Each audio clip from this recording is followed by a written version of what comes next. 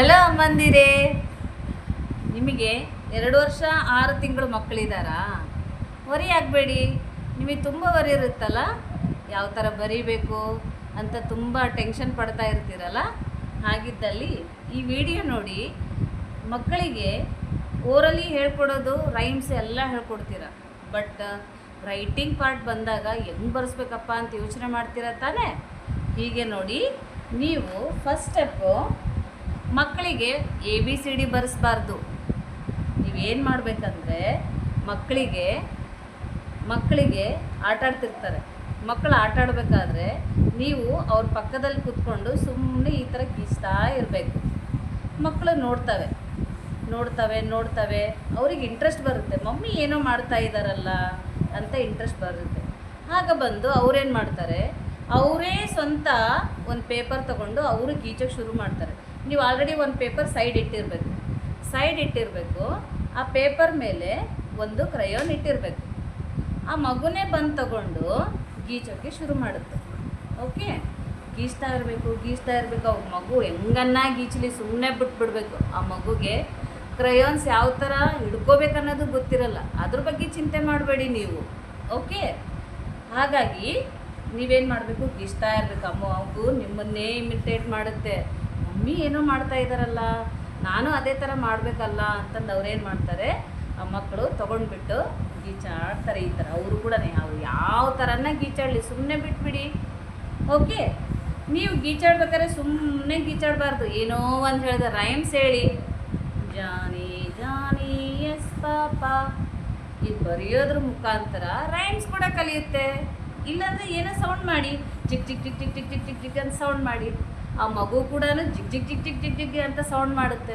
ನಿಮಗೆ ರೈಮ್ಸ್ ಹೇಳ್ಕೊಡ್ಬೇಕಾ? ಈ ಥರ ಗೀಚ್ತಾ ನೀವೇನು ಮಾಡಬೇಕು, ರೈಮ್ಸ್ ಹೇಳ್ಕೊಡಿ. ಜಾನಿ ಜಾನಿ, ಸುಮ್ಮನೆ ನಿಮ್ಮ ಪ್ರಕಾರ ನೀವು ಹೇಳ್ತಾ ಇರ್ರಿ. ಆ ಮಗು ಕೇಳಿಸ್ಕೊಳ್ತಾ ಇರುತ್ತೆ. ಆ ಮಗು ಕೂಡ ಜಾನಿ ಜಾನಿ ಎಸ್ ಪಾಪ ಅಂತ ಆ ಮಗುನು ಹಾಡು ಹೇಳ್ತಾ ಅದು ಕೂಡ ಗೀಚೋಕ್ಕೆ ಶುರು ಮಾಡುತ್ತೆ. ಓಕೆ, ಹಾಗಾಗಿ ನೀವೇನು ಮಾಡಬೇಕು, ಫಸ್ಟು ಫ್ರೀ ಹ್ಯಾಂಡಲ್ಲಿ ಮಕ್ಕಳಿಗೆ ಗೀಚೋದನ್ನು ಕಲಿಸ್ಬೇಕು. ಸುಮ್ಮನೆ ನೀವು ಗೀಚ್ತಾ ಇರ್ರಿ. ಆ ಮಗು ತನ್ನ ಪಾಡಿಗೆ ತಾನು ಕ್ರಯಾನ್ಸ್ ತೊಗೊಂಡು ಗೀಚೋಕ್ಕೆ ಶುರು ಮಾಡುತ್ತೆ. ಪೆನ್ ಕೊಡಬೇಡಿ, ಪೆನ್ಸಿಲ್ ಕೊಡಬೇಡಿ. ಕ್ರಯಾನ್ಸ್ ಸುಮ್ಮನೆ ಮುಂದೆ ಇಡಿ. ಬಟ್ ನೀವೊಂದು ಹುಷಾರಾಗಿರಬೇಕು.